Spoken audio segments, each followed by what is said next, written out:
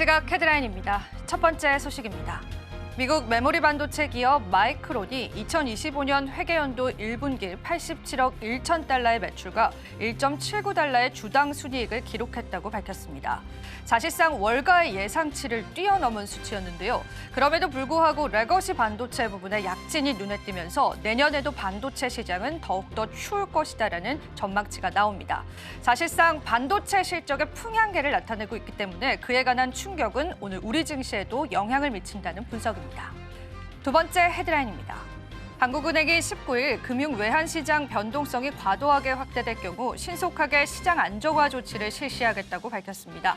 미국의 금리 인하 속도 조절로 원달러 환율이 15년 만에 1,450원대를 넘어서자 외환시장 관리에 나서겠다는 뜻을 내비친 것으로 풀이되고 있습니다. 세 번째 헤드라인입니다. 국내 주식시장에서 가상화폐 관련 종목이 오전장 중에는 약세를 보였는데요. 제롬 파월 미국 연방준비제도 의장이 비트코인을 비축할 수 없다라고 밝히면서 비트코인 가격이 10만 달러 밑으로 떨어졌기 때문입니다. 하지만 현재는 다시 한번 급반등을 보여오면서 암호화폐 시장의 혼란도 가중되고 있습니다. 마지막 헤드라인입니다.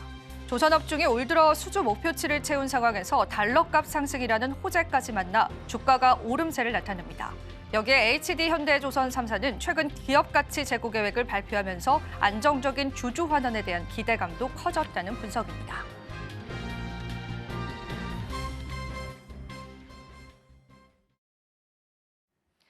시청자 여러분 안녕하세요. 마켓 쇼쇼쇼 진행을 맡은 이지영입니다. 자, 오늘 국내 증시는 파월의 역시나 발언들 때문에요. 여전히 약진을 나타내고 있습니다. 다시 한 번 더 우리 시장에서는요. 이러한 매크로 변수가 수면 위로 올라온 모습까지도 확인되고 있습니다. 오늘 개장부터요. 많은 점도표에 관한 분석들 들으셨을 것 같습니다. 그렇다면 내년에 우리가 매파적인 스탠스로 시장을 대응해야 할까요? 그 부분에 관한 의문도 남겨지는 시장입니다. 하지만 이런 시장일수록 우리 시장은요. 어느 정도 데이터에 조금 더 집중하는 모습입니다. 오히려 매출이 증가되거나 수출량이 증가된 기업들 위주로의 수급이 들어오는데요. 이런 시장의 시나리오 저희 프로그램 계속 보셨다면요. 여러분들 아마 예측 가능하셨을 것 같습니다. 자, 오늘도 저희가요. 한 발 앞선 시장에 관한 시나리오들 함께 해드리면서요. 그에 따른 전략들과 시장 힌트들 함께 해드리겠습니다. 자, 오늘 첫 번째 코너부터 소개해드릴게요. 자, 오늘도 뉴지스 코너 준비되어 있는데요. 시장을 보는 색다른 시각을 통해서요. 시장에 도래할 수 있는 시나리오로 오늘 이 시장 한번 접근해 보시면 좋겠습니다. 오늘의 이지스탁의 이지은 대표님 함께해 주실 예정입니다. 저희 프로그램 유튜브 톡에서도 여러분 시청하실 수 있습니다. 많은 참여 다시 한번 부탁드리고요. 또 저희 방송에서 제공해드리는 정보는 투자 판단에 대한 조언일 뿐입니다. 가치 판단 상승 하락 보장하고 있진 않다는 점 다시 한번 유의 부탁드립니다. 서울경제TV와 서울경제신문은요. 당사 브랜드입니다. 당사 사칭한 피해 사례도 늘고 있기 때문에요. 여러분들 유의해 주시면 감사하겠습니다. 자, 그럼 마감 시장까지요. 우리 시장 대응과 또 앞으로의 시장 예측들 같이 한번 해보실까요? 마켓 쇼쇼쇼 1부 본격적으로 출발합니다.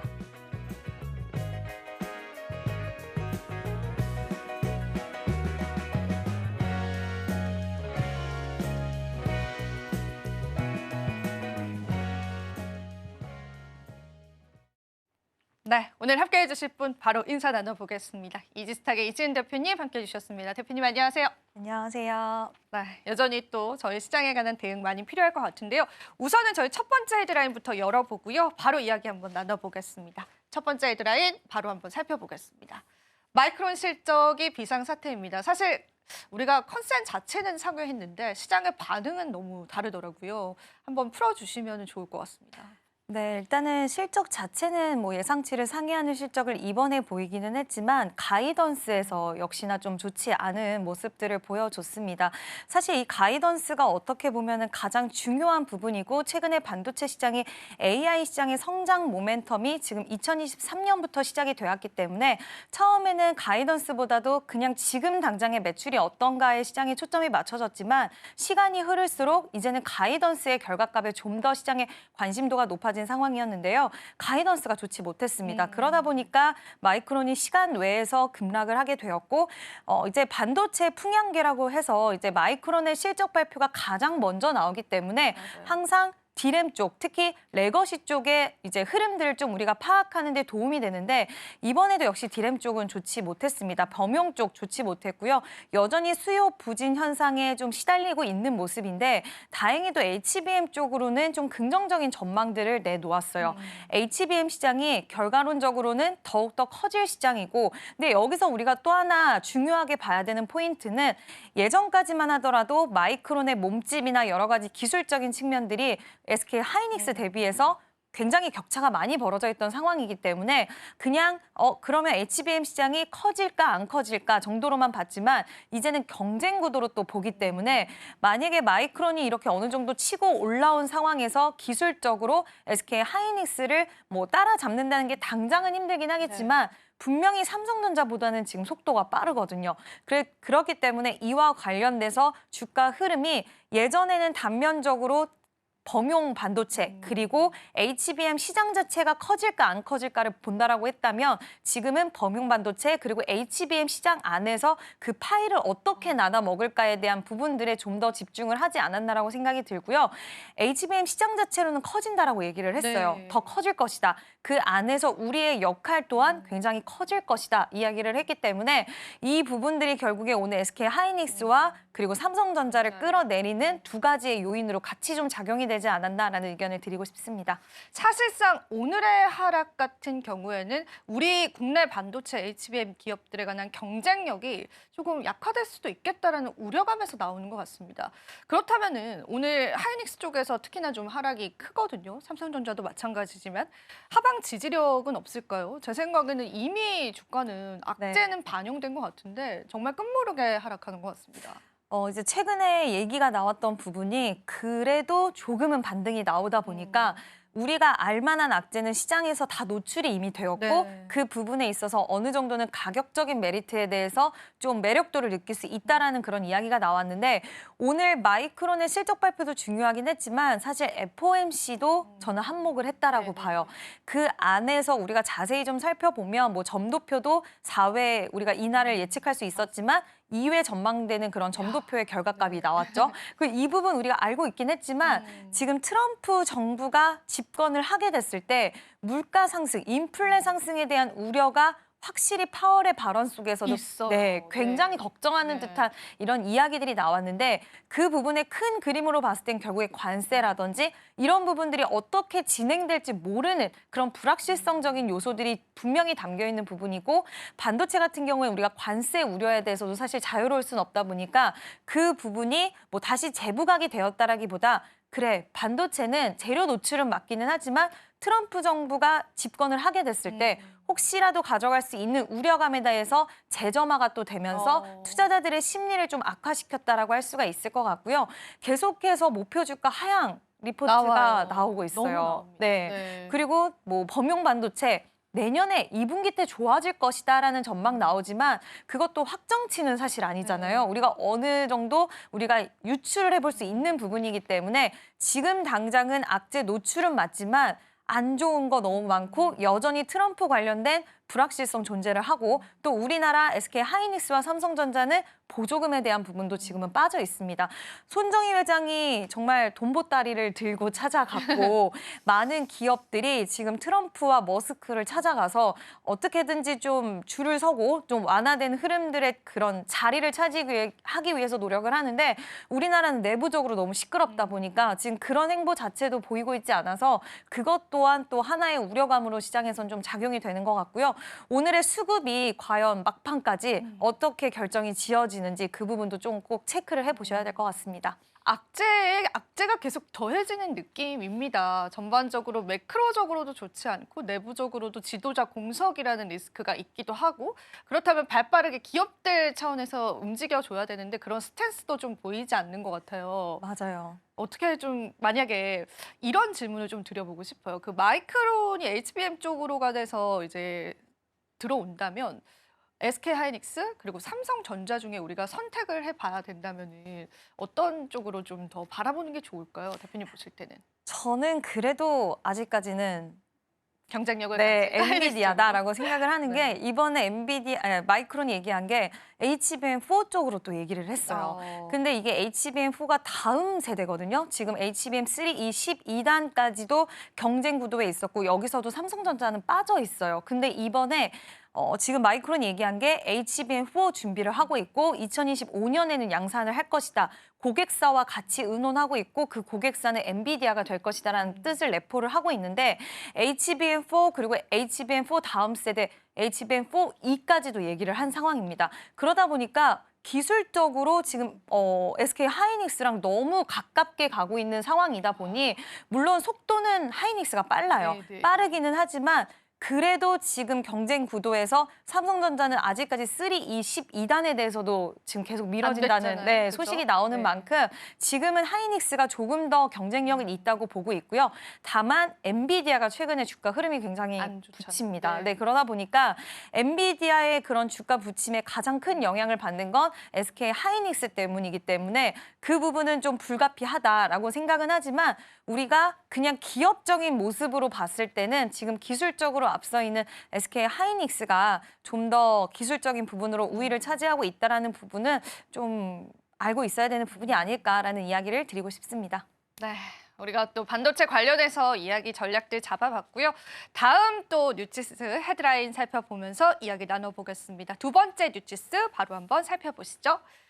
오늘 두 번째는 탄소 포집입니다. CCUS 이거 어제 시작해서의 참 좋았습니다.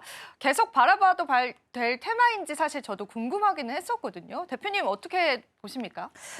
사실 이제 일론 머스크와 트럼프가 어떤 이야기를 하면 그게 트렌드가 되고 맞아요. 그 산업에 대한 중요도가 굉장히 좀 올라갈 수밖에 없는데 이 CCUS 같은 경우에 탄소 포집, 네, 네. 활용까지 하는 부분이기 때문에 어떻게 보면은 지금 시대 흐름과 좀 맞나? 그리고 이게 바이든 행정부에서 만들었던 부분이기 때문에 IRA 관련돼서 이제 폐기에 대한 부분들이 트럼프가 당선되면 당연한 수순이다라는 이야기가 있었는데 이번에 또 되게 이례적인 부분이 우리는 폐기 안 할 수 있다라는 이야기가 나오고 있고 시장에서는 이게 행정부가 바뀐다 하더라도 이 시장에 대해서는 오히려 더 성장할 수 있겠구나라는 그런 확신들을 좀 실어주고 있는 상황인데요.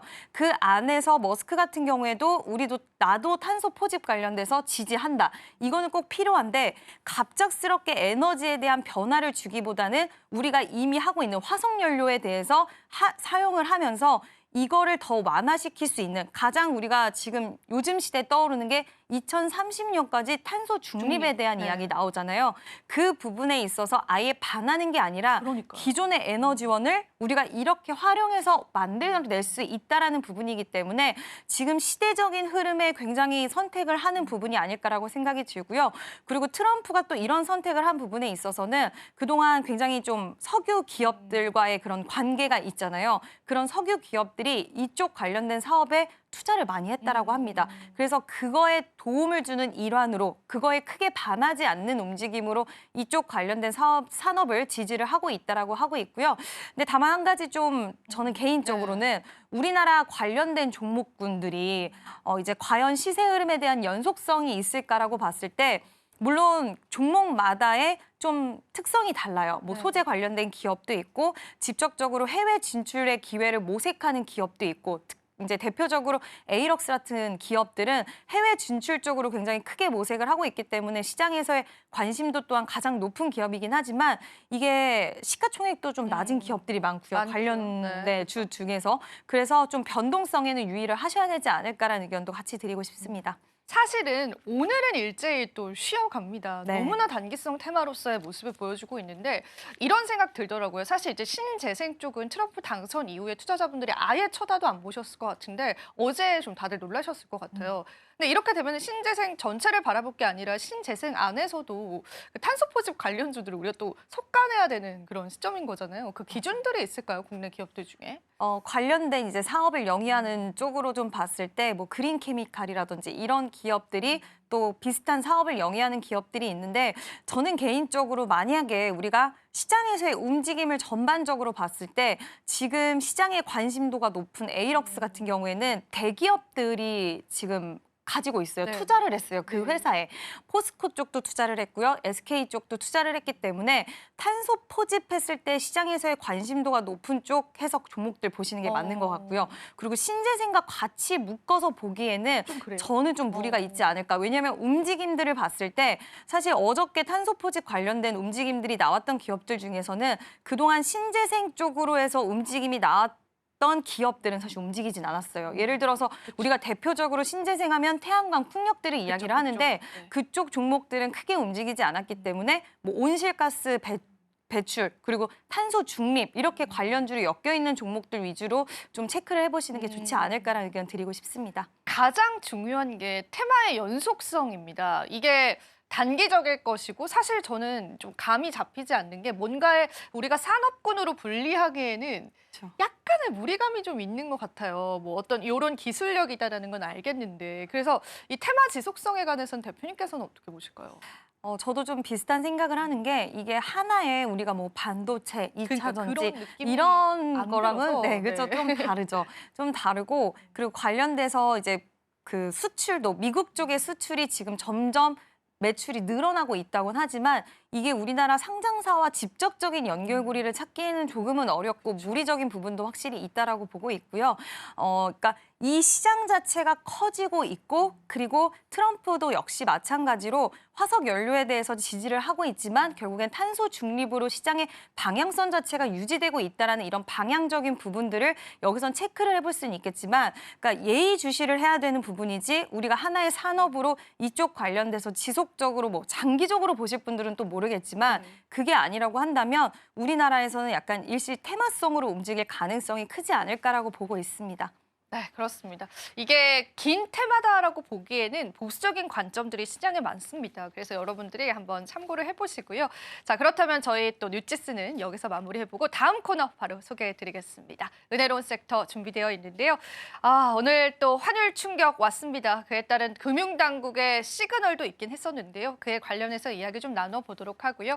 두 번째 이슈도 바로 한번 살펴보겠습니다. 삼양식품 관련한 증권가 리포트 좋게 나왔습니다. 그에 관련해서 오늘도 역시나 좋은 탄력 나와주고 있습니다. 어디까지 볼 수 있을지 힌트가 되셨기를 바랍니다. 자, 그럼 저희 은혜로운 섹터로 시장 한번 살펴보고 올게요. 은혜로운 섹터 이어집니다.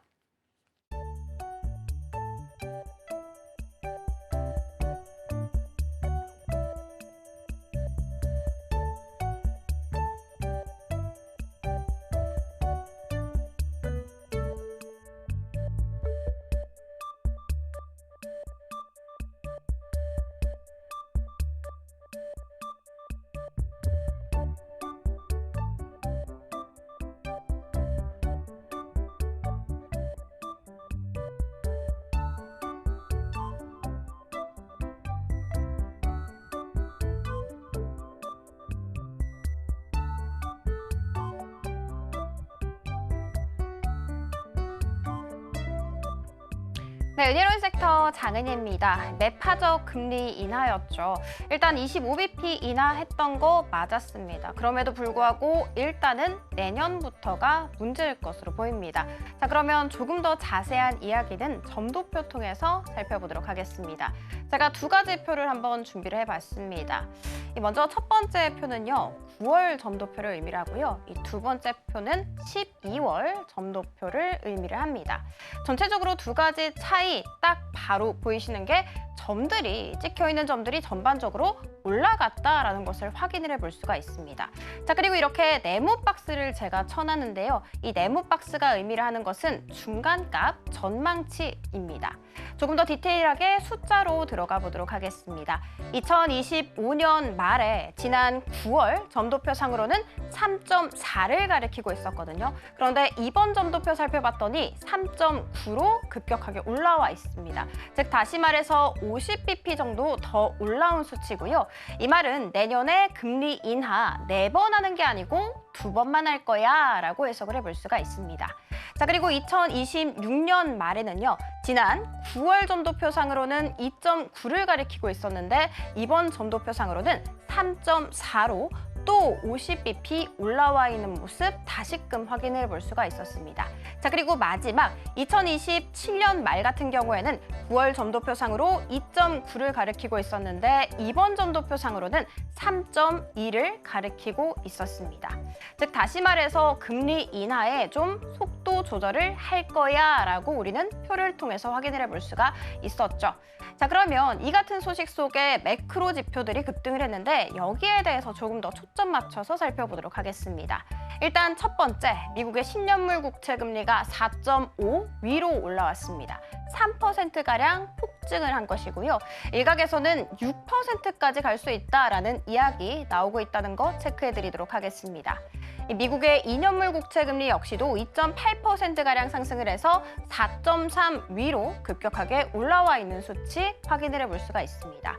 자, 그리고 달러화 가치를 의미하고 있는 달러 인덱스 같은 경우에는 FOMC 이전에 106선이었거든요. 그런데 이후에 급격하게 오름세를 보이더니 108선을 뚫고 올라서 있는 모습이었습니다. 이 수치는 2년 1개월 만에 처음으로 가장 높은 수치라고 합니다. 자, 그리고 제가 이렇게 3개월 차트, 달러 인덱스 차트 준비를 해봤습니다. 보이시는 것처럼 꾸준히 우상향을 하고 있고 최근 들어서는 이렇게 급격히 가파르게 상승하고 있다는 거 체크해 볼 수가 있습니다. 이 표를 통해서 우리는 달러화 가치가 급등세를 보이고 있고 강달러 현상이 두드러지고 있구나라고 해석을 해볼 수가 있겠죠. 자, 이 같은 소식 속에 원달러 환율 급등세 보이고 있습니다. 15년 만에 무려 1,450원을 돌파를 했고요. 장중 한때긴 했습니다만 1,453원 터치하는 움직임 나왔습니다.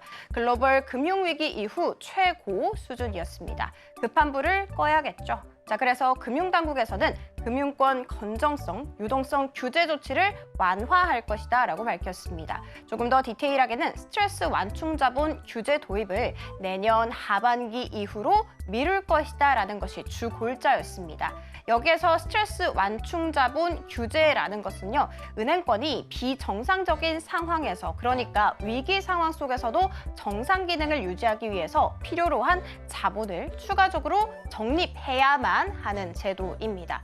이 규제를 완화한다라는 것은요, 은행권의 숨통을 좀 틔워준다라고 해석을 해볼 수가 있어요. 자, 일단 이 규제 완화하면 좋기만 할까? 그것은 절대 아닙니다. 왜냐하면 완화하는 것 자체가 효율성에 만 초점을 두는 것이기 때문에 안정성과 공정성이 또 훼손이 될 우려 있습니다.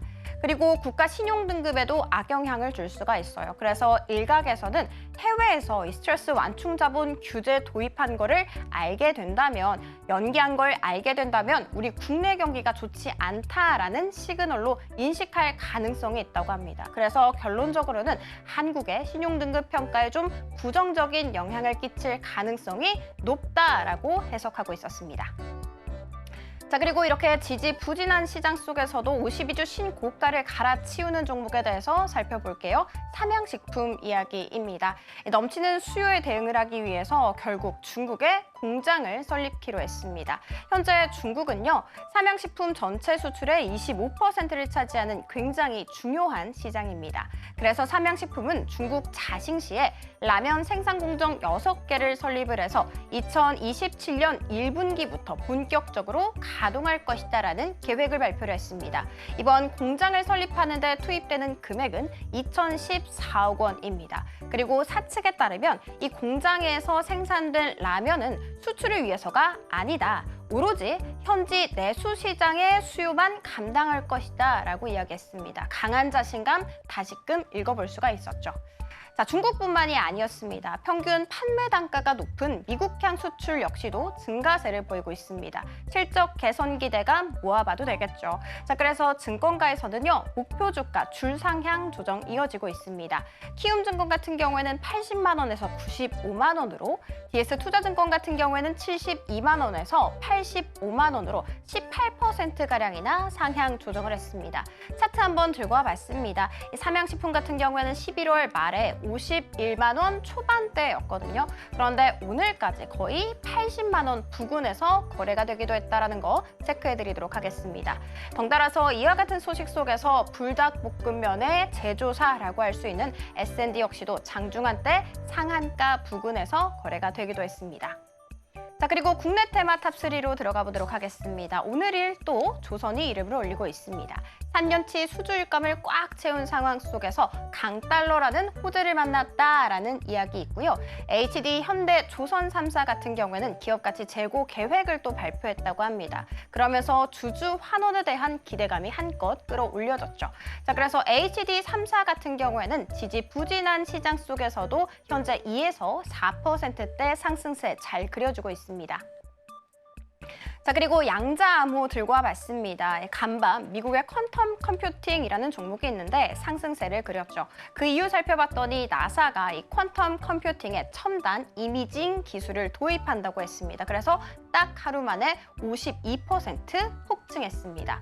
우리 한국 기업으로서는 한국 첨단 소재 같은 경우에는 양자 얽힘, 광자, 쌍생성 기술 이전을 완료했다라는 모멘텀이 지속적으로 퍼지게 되면서 오늘 장중한 때 상한가 터치하는 움직임 보이기도 했고요. ALT와 ICTK 역시도 두 자릿수 강한 상승 탄력 보이고 있습니다. 자, 그리고 마지막 반도체 짚어보도록 하겠습니다. 마이크론이 향후 실적 가이던스 부진하면서 16%나 급락세를 면치 못하는 상황이 연출이 됐었죠. 이뿐만이 아니었습니다. 중국 저장장치 업체 두 곳에서 DDR5 D램을 출시했다라는 이야기가 있었는데 상품 설명에 중국산, 그러니까 중국 입장에서는 국산으로 표기가 됐다고 해요. 즉 다시 말해서 중국의 창신 매물이 이 회사에서 결국에는 DDR5 양산하는 거 성공한 게 아니냐라는 추측 흘러나오고 있습니다. 이렇게 경쟁사가 뒤를 바짝 쫓고 있다라는 소식 속에 삼성전자 같은 경우에는요 3% 가깝게 빠지고 있고요. SK하이닉스는 힘듭니다. 지금 4% 이상의 내림세 걷고 있다는 거 체크해드리도록 할게요. 자, 지금까지 은혜로운 섹터 함께 살펴봤습니다. 이어지는 오이슈 시간에는요 증시 빅 이벤트로 인해서 우리 시장 급격하게 내림세 보이고 있습니다. 소화 안 되시는 분들 굉장히 많으실 것 같아요. 이럴 때 소화 불량 피할 수 있는 방법 궁금하시죠? 자, 그러니까 다음 코너도 기대할 쇼쇼쇼!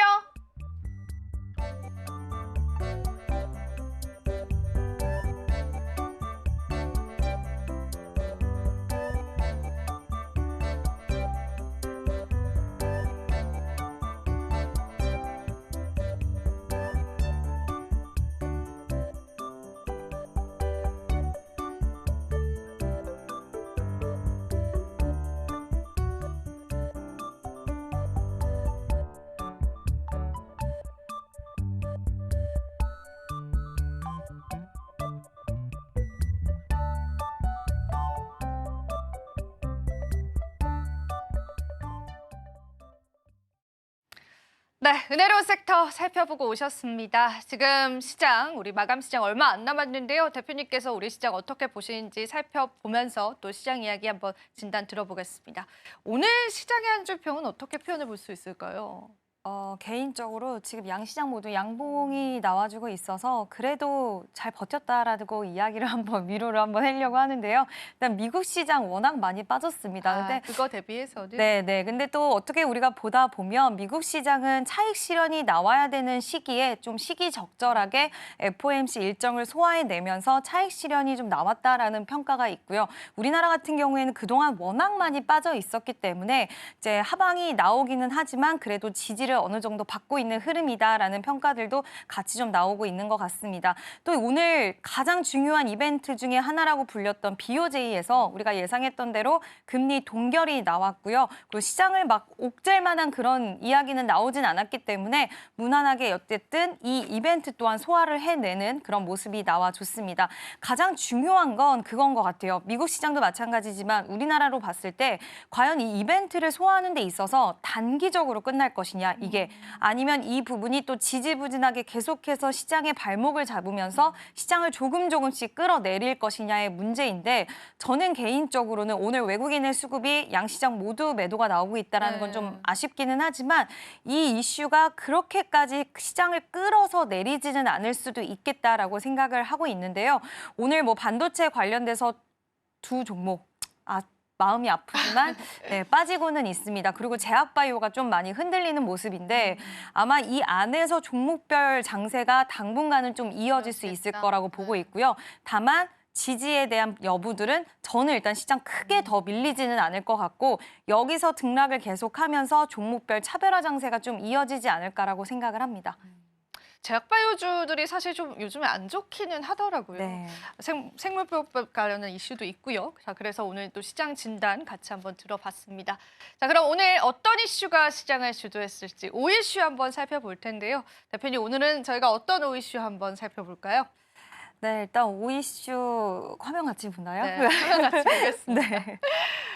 소화 불량을 피하는 방법. 네. 소화가 너무 안 돼요. 지금 얹혔습니다. 네. 우리 투자자분들. 제가 그래서 고민을 정말 많이 했거든요. 네. 이 소화 불량된 부분들을 좀 어떻게 해결해 드릴 수 있을까. 근데 오늘 전체 시장의 흐름을 보면 앞서서 은혜로운 섹터에서도 나왔지만 조선주들이 이렇게까지 그래도, 네. 시세 흐름이 강하게 나올 수 있었던 건 결국에는 강달러 기조거든요. 근데 오늘 시장 여러분들 잘 보시면 물론 모든 섹터가 크게 막 강하게 움직이진 않다 보니까 포착이 잘 안 되실 수 있지만 결과론적으로 외국인들이 지금 그럼에도 불구하고 쓸어 담는 쪽은 수출이 활발하게 나오는 쪽이고 그리고 대체 불가능한 무언가를 가지고 있는 기업들 위주로의 시세 흐름이 강한데요.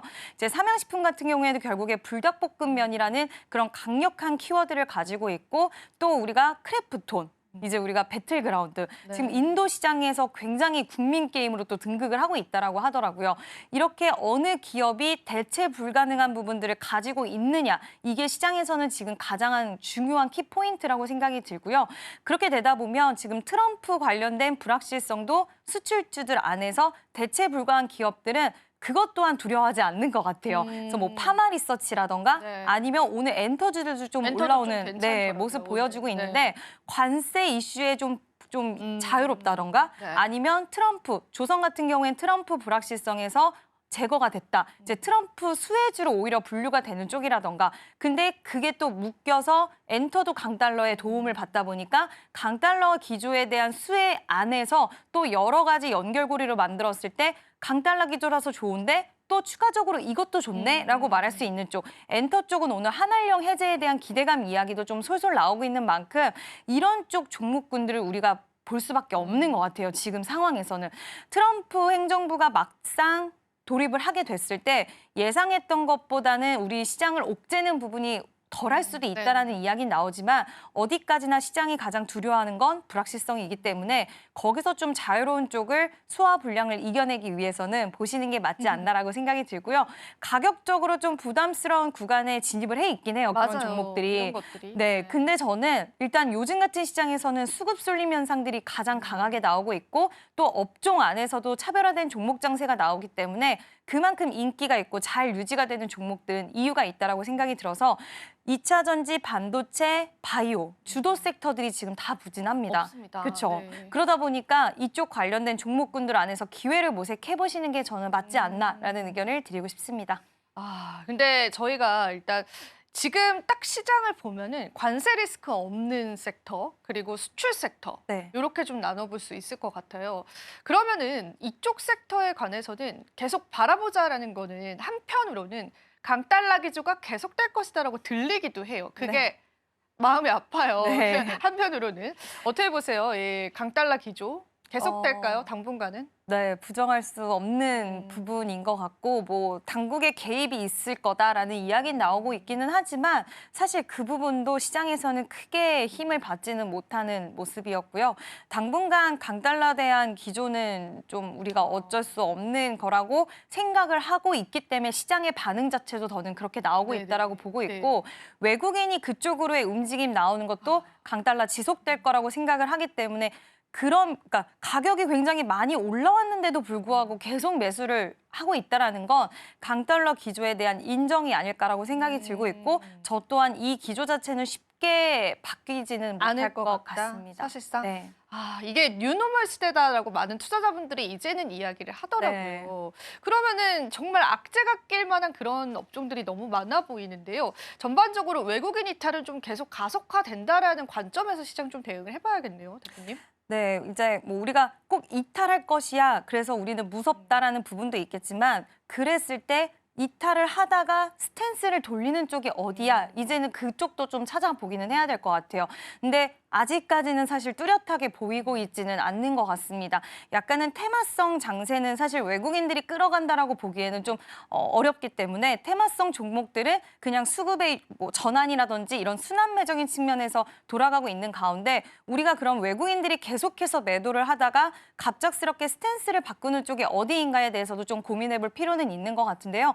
당장은 그게 포착이 되지는 않는 것 같아서 그러니까 주도 섹터, 특히 반도체, 2차 전지, 제약바이오 같은 경우에는 그들이 좀 돌아와줘야 돼요. 강력하게 매수를 해줘야지 특히 반도체나 2차 전지 같은 경우에는 지금 끌어줘야 되는 부분들이 지수를 끌어줘야 하는데 네. 그게 안 되니까요. 네. 그죠? 그렇죠. 네. 그게 있다 보니까 그 부분이 가장 좀 중요한 포인트인 것 같고요. 사실 우리가 이렇게 산업적으로 들어가는 거 빼고도 어저께까지만 해도 외국인이 시장에 수급이 유입되는 줄 알았으나 그러니까 요즘 되게 특이한 게 네. 지난번에도 외국인이 5천억 이상 매수를 하고 그날 저녁에 계엄 사태가 터지고 또 이번에도 전날 외국인이 좀 돌아오려나라고 했는데 이번에 또 FOMC MC가 일정을 네. 소화해내는 과정 속에서 환율이 급등을 했고 이제 외국인의 매수세가 좀 제한될 수밖에 없는 환경들이 마련이 되다 보니까 이런 기조들은 당분간은 좀 유지될 수 있을 것 같아요. 그래서 외국인들이 집중하고 있는 쪽 한번 보시면 좋을 것 같고요. 외국인들이 스탠스를 바꾸는 쪽 이쪽을 한번 계속 예의주시를 해보셔야 될 것 같습니다. 결과적으로 그러면은 우리가 지금까지 투자자 입장에서 이야기를 해보자면은 지금 짚어주신 그런 섹터 자체가 조선 그리고 K 푸드 쪽도 있고 엔터 쪽, 미디어 콘텐츠 쪽도 이야기를 해볼 수 있을까요? 저는 그쪽은? 개인적으로는 약간 오징어 게임의 버프라고 생각을 하고 있어서 그러면은, 네. 결과에 따라서는 좀 다시 한번 주가 흐름이 부진해질 수 있는 가능성이 많다라고 보고 있는 게 실적이 잘 나오는 기업은 사실 없어요. 그냥 사실 오징어 게임 네. 그리고 OTT 시장의 확장 기대감이지 그런 거. 이게 우리가 조선 지금 앞서서 말씀하신 조선이라든지 푸드. 엔터는 바닥을 찍고 네. 올라오고 푸드 같은 경우에도 지금 일부 종목들 실적이 잘 나오는 쪽만 움직이고 있잖아요.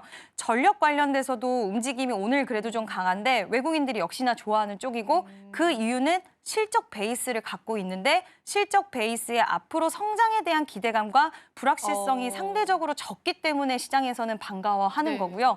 이런 OTT라든지 미디어 컨텐츠 쪽은 지금 여전히 실적이 부진한 기업들이 거의 대다수 기업이고 성장성에 대해서도 지금 성장성은 사실 우리가 앞으로 OTT 시장 커질 거라는 건 알지만 이게 컨텐츠가 부재하거나 그러다 보면 또 확 수요가 꺾이는 가능성도 있기 때문에 그와 관련돼서는 저는 좀 지금 일시적으로 일단은 보는 게 맞지 않나라고 생각을 하고 있습니다. 사실 수출 쪽 하면은 자동차 쪽도 우리가 빼놓고 얘기를 할 수는 없거든요. 그쪽 섹터에 관해서는 흐름 전망은 좀 어떻게 보실까요, 대표님? 자동차는 지금 현대차 같은 경우에는 강달러 기조가 있다 보니까 우리가 수혜 섹터로도 분류해서 볼 수는 있지만 전체적으로 지금 자동차 환경 자체가 좋지 않은 것 같아요. 그런 예, 것도 있죠. 업황 자체가 좋지 않고 이번에 판매 데이터 보면은 확 끌어올려지기는 했는데 모든 자동차 업체들이 이게 트럼프 행정부가 집권되기 직전에 프로모션이라든지 이런 것들을 통해서 판매를 밀어붙였다라는 이야기들이 또 나오고 있더라고요. 그래서 트럼프 행정부가 집권을 하게 됐을 때 관세 이슈라든지 이런 것들을 통해서 또 하나의 피해를 볼 수 있는 전에 섹터로 빨리 싼 거죠. 빨리 네. 이제 끝내버리자라는 움직임, 그들이 그만큼 두려워하고 있다는 걸로도 맞아요. 해석할 수 있기 때문에 이런 부분들로 봤을 때 시장이 아직까지는 하이브리드 차 많이 팔린 건 알고 있다. 그리고 이번에도 최대 매출, 영업이익과 매출을 이제 시현할 수 있을 것이라는 전망이 나왔는데도 불구하고 수급이 못 들어오고 있고 주가 흐름이 부진한 데는 결국에는 아직까지 불확실성 여전히 존재한다라는 부분이 큰 것 같습니다. 수출주 관점에서 여러 가지 섹터군 저희가 훑어드렸기 때문에요. 여러분 투자 전략으로 꼭 가져가시고요. 지금 시장에서 좀 도움 되셨으면 좋겠습니다. 자, 그러면은 대표님이 오늘은 어떤 종목을 좀 픽해 오셨는지 궁금할 것 같습니다. 이 시점에서 보수적으로 보셨을지 아니면 베팅의 시점으로 보셨을지 오늘 어떤 종목 저희가 한번 바라보면 좋을까요? 네, 아무래도 저도 긴장을 할 수밖에 없기 때문에 이제 자율주행 쪽으로 좀 보자라고 말씀을 드리고 싶은데요. 어찌렇게 보면 이제 자동차, 방금 말씀하신 자동차 부품주이기도 하지만 이 기업 같은 경우에는 또 테슬라와 연결고리가 있는 기업이기 때문에 HL 만도라는 기업을 좀 소개를 시켜드리려고 합니다. HL 만도는 테슬라 쪽으로 조향장치를 이제 공급을 하는 기업이기도 하지만 이 회사는 제가 좀 특이하다라고 봤던 부분은 중국 쪽이 지금 자동차 시장이 굉장히 좋지 못해요. 네. 부진한 부분에 있어서 부품사들이 좋지 못한데 그래서 중국을 들어가는 거, 중국을 공략하고 진출하는 부분에 있어서 약간 시장에서는 부정적인 그런 부분들도 있지만 HL 만도는 중국에서 3분기 때 기점으로 해서 실적을 굉장히 잘 만들어놨습니다. 매출 비중이 중국 쪽으로 한 20% 정도 잡히는데 3분기 때 중국 쪽에서 괄목할 만한 성과를 거둬들였고요. 현대자동차가 중국 쪽에서 사실 실적이 좋지 못했어요. 그러니까 네. 성적표가 좋지 못했는데 그 사드 사태 때 눈치 보기를 잘해서 현대차뿐만 아니라 다른 고객사들을 확보를 했고 그 판로 확대를 통해서 3분기 때 중국 쪽 법인 실적 굉장히 좋았는데 이게 4분기 그리고 내년에는 더 좋아질 수 있다라는 전망 나오고 있고요. 또 중국과 함께 굉장히 많은 인구가 밀집되어 있는 인도 시장도 잘 공략을 해서 인도 시장에서도의 성과도 앞으로 기대할 수 있는 여력이 있고요. 현대차가 좀 이번에 행보 중에서 저는 독특하다고 생각을 했던 부분이 중국을 다시 한번 겨냥한대요. 그래서 중국 쪽으로의 큰 투자를 단행을 하는데 거기에 있어서 HL만도가 가져갈 수 있는 수혜도 있지 않을까라고 좀 점쳐볼 수 있을 것 같아서 테슬라랑 관련된 밸류체인 기업 그리고 앞으로 현대차와 관련된 이런 행보에서의 수혜를 받을 수 있는 부분 그리고 어렵다고 이야기한 중국에서의 이런 매출 확대 이런 부분들이 앞으로 HL 만도의 기업 주가 흐름에 좀 도움이 많이 될 것 같고요. 멕시코 관세 이슈가 있으면서 지금 HL 만도도 우려 네. 시각이 좀 많이 있었는데 이 부분 영향 미비할 거라고 하더라고요. 그래서 이 부분을 돌파를 하고 최근에 시세 흐름도 굉장히 좀 굳건하게 이어진 만큼 지금 시장에서 HL 만도는 관심 있게 보셔도 좋지 않을까라는 의견을 드리고 싶습니다.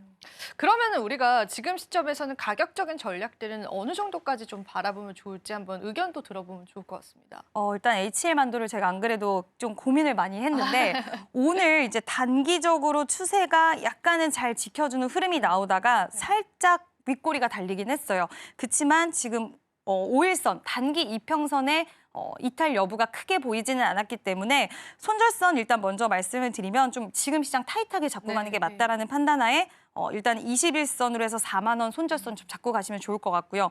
목표가 같은 경우에는 이제 7월 달에 4만 5천 원을 도달을 해준 부분이 있는데 여기까지는 다시 한번 트라이 해주는 흐름 나와주지 않을까라고 생각을 하고 있어서 4만 5천 원 정도 잡고 대응하시면 되지 않을까라는 의견 드리고 싶습니다.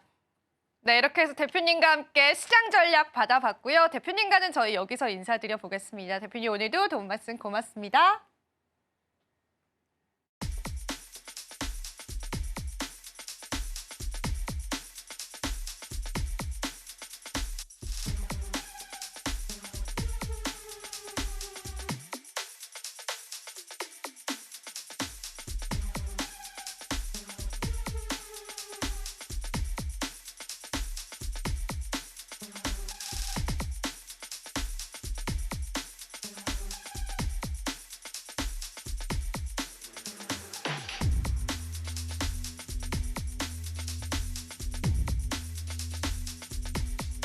마켓 쇼쇼쇼 오늘 1부의 마지막 코너로 인사드리고 있습니다. 증권가에서 보는 시장의 시선을 살펴보면서 우리 시장의 돌파구를 찾아봐야 될 부분이 있을 것 같습니다. 오늘 다들 매크로 변수에 많이들 놀라셨을 텐데요. 그렇다면 우리는 어떤 동력으로 이 시장을 이끌어 나가야 할까요? 증권가의 시선으로 여러분들 그 힌트들 얻어보시면 좋겠습니다. 오늘도 저희가 5가지 종목을 선정해 왔습니다. 바로 한번 살펴보면서요. 하나하나 체크를 해볼 텐데요. 일단 오늘 같은 경우에는 2가지 종목은 목표 주가 상향이 이루어졌고요. 그리고 나머지 2가지 종목은 목표 주가 하향, 그리고 동결 양상을 보였던 그런 종목도 있었습니다. 자, 우선은 K푸드 쪽으로 먼저 가보겠습니다. 어제는 오리온, 그리고 오늘은 삼양식품에 관한 리포트 전해드립니다. 최근 들어서 증권사에서는 이런 K푸드 관련주들에 관한 관심도가 굉장히 뜨거운 것 같습니다. 삼양식품 쪽에 관한 중국 공장 이야기는 많이들 들으셨을 것 같은데요. 그 중국 공장을 빼놓고 한번 이야기를 해보겠습니다. 삼양식품의 가장 큰 키워드는 불닭볶음면이죠. 사실상 미국 쪽에 관한 매출이 4천억 원이 넘어가는데 이것은 채널 입점 기준으로 봤을 때 50%조차 되지 않습니다. 앞으로 무한한 성장 가능성이 더 열려 있다는 것입니다. 공장을 왜 지을까요? 수요를 공급이 채우고 있지 못해서입니다. 그러니까 계속되는 이 러브콜에 관한 공급들을 채우기 위해서 삼양식품 쪽에서는 공장 증설과 가동해 나가고 있다는 그 사실만 보더라도 얼마나 일을 잘하고 있는지 확인이 될 것 같습니다. 그래서 우리는 시장에서 이런 의문 가졌었죠. 삼양식품이 황제주가 추가될 수 있을까? 키움증권에서 얼마 내다봤을까요? 95만 원입니다. 5만 원만 더 추가가 된다면 황제주에 등극하게 되는 거죠. 물론 지금은 우리가 좀 시장을 보수적으로 바라볼 필요는 있겠지만 그래도 이렇게 좋은 호조 소식에 이렇게 좋은 주가 탄력에서도 추가적인 상승의 리포트가 나왔다라는 부분에서 오늘 시장은 또 한번 반응합니다. 그 부분들 여러분들 꼭 기억을 해보시면 좋겠습니다. 산일 전기 쪽으로 한번 가볼까요? 한국증권에서 관세 정책의 수혜를 받을 수 있다라고 봤습니다. 변압기 관련주인데요. 이제 트럼프 행정부 들어오면 미국 내 인프라 투자가 확대될 것이다라는 건 많은 시장 참여자들이 알고 있는 사실인데요. 그렇다면은 이 전기 인프라 쪽에 관한 수혜를 누가 가져갈 수 있을까에 관해서는 우리가 또 찾아봐야 할 이유가 있습니다. 그에 관한 수혜를 산일전기가 가져갈 수 있다라고 내다봤고요. 그 모멘텀 하나만으로 충분하지만 벌써부터 미국에 있는 유틸리티 기업에는요. 이 기업에게 러브콜을 조용하게 보내고 있다라고 합니다. 아직 구체적으로 수주 소식이 들려온 건 없지만 업계의 조짐 자체는 조만간 이러한 수주 소식들이 시장에 도래할 수 있을 것이다라고 보고 있습니다.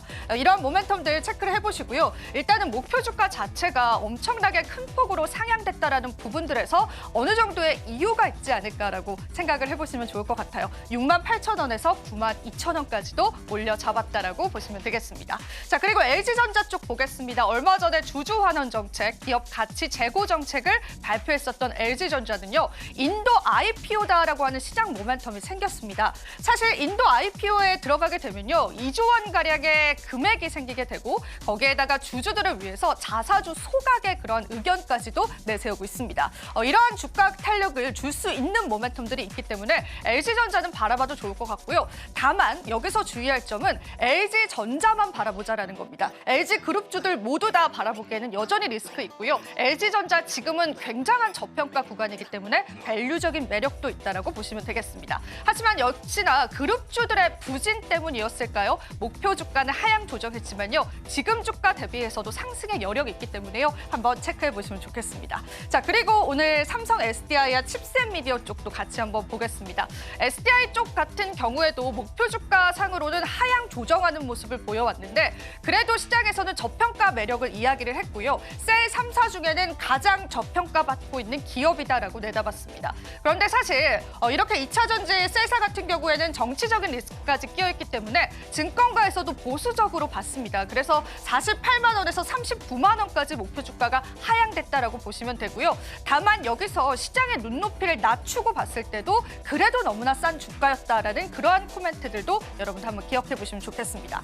자, 마지막으로 칩셋 미디어 보겠습니다. 최근 들어서 주가 탄력 굉장히 좋죠. 자, 칩셋 미디어가 반도체주 관련 중에서도 가장 큰 탄력을 최근에 나타냈었는데요. 일단 앞으로 이러한 설계 반도체 기업들의 수혜가 계속 예상된다라고 합니다. 한 가지 예를 제가 들어볼게요. 만약에 애플 쪽에서 챗 GPT를 탑재해서 아이폰을 내고 싶다라고 했을 때 엔비디아의 블랙에를 사용하기에는 여러 가지 리스크가 존재합니다. 가격적인 리스크도 있고요. 그게 과연 우리 제품과 맞을까라는 리스크들도 존재하게 되죠. 그래서 이제 빅테크 기업들이 자체적으로 주문형 반도체 제작에 들어가게 됩니다. 그때 필요한 게 이러한 설계 기업들입니다. 그래서 설계 기업이라든지 디자인 하우스 관련 반도체 기업들이 최근에 주목을 받았던 겁니다. ASI 온 디바이스 관련해서 가장 큰 수혜를 받을 수 있을 것이다라고 내다봤고요. 다만 지금 살짝의 업황 부진이 있었기 때문에 목표 주가는 조금의 하향 조정을 했지만 여전히 주가의 탄력 그리고 AI 메이커 향에 관한 수출도 계속 될 것이다라고 내다보고 있습니다. 추가적으로 중국 법인도 지금 설립을 했거든요. 그래서 중국 쪽에 관한 매출들도 늘어갈 수 있을 것이다라고 보시면 되겠습니다. 자, 이렇게 해서 증권가에서 픽한 5가지 종목 한번 참고를 해보시고요. 자, 그럼 오늘 또 암호화폐 시장으로 넘어가서요. 암호화폐 흐름들도 같이 한번 살펴보겠습니다. 비트코인 큰 조정을 받았는데요. 우선은 지금 구간에서의 탄력들이 좀 중요할 것 같습니다. 10만 달러 선 아래로 내려왔었는데 다시 한번 10만 달러 위쪽으로 현재는 흐름들 나타내고 있다라고 보시면 됩니다. 비트코인 하락했던 이유가 파월 쪽에 물었습니다. 전략적 비축 자산으로 활용할 수 있냐에 관해서는 사실상 부정적인 이야기를 했는데 제가 언론들을 보니까요. 굉장히 부정적인 헤드라인들이 많더라고요. 그런데 실질적으로 그 내용의 골자를 보시면요. 부정적이다라는 게 아니라 우리 관할이 아니기 때문에 나는 그 부분에 관해서 생각한 적이 없다라는 있다는 뜻이었습니다. 이런 충격들 시장이 받아갔지만 다시금 어느 정도 안정세를 이어가고 있는 모습까지도 확인이 되고 있습니다. 자, 그럼 알트코인 쪽에 관해서 한번 체크를 해볼까요? 오늘 이더리움 같은 경우에는 지금은 상승하지만요. 간밤에 5% 넘게 하락을 했습니다. 하지만 그래도 이더리움 쪽으로에서는 큰 고래들의 매집 물량들이 좀 늘어가고 있기 때문에요. 지금 현재 구간에서 어느 정도의 지지 라인들 좀 지켜주고 있다는 분석들이 있습니다. 하지만 이더리움 또 보유자분들은 답답한 상황은 연출되고 있다는 커뮤니티 의견들도 있었고요. 지금 현재 리플코인 같은 경우에는 2.3달러 선 나타내고 있는데 테더코인과의 시가총액 변동이 있었습니다. 이 부분 체크를 해보시고 리플에 관한 스테이블 코인 출시 소식들이 있긴 했었지만 이러한 가격의 탄력들은 그렇게 좋지 않다라고 보시면 되겠습니다. 자, 이렇게 해서 오늘 암호화폐 시장도 조정 이후에 다시금 상승하는 흐름들 보여준다라고 여러분들 체크해 보시면 좋으실 것 같습니다. 자, 오늘 암호화폐 시장까지 저희와 함께 살펴보셨고요. 자, 오늘도 마켓 쇼쇼쇼를 통해서 여러분들 많은 전략들 가져가셨으면 좋겠습니다. 저희 방송에서 제공해드리는 정보는 투자 판단에 대한 조언일 뿐입니다. 가치 판단과 상승 하락 보장하고 있진 않다는 점 다시 한번 유의 부탁드리겠습니다. 저희 1부는 여기서 마쳐보도록 하고요. 잠시 후 2부에서요. 오후장 전략들 계속 이어가 보도록 할게요. 시청해주신 여러분 고맙습니다.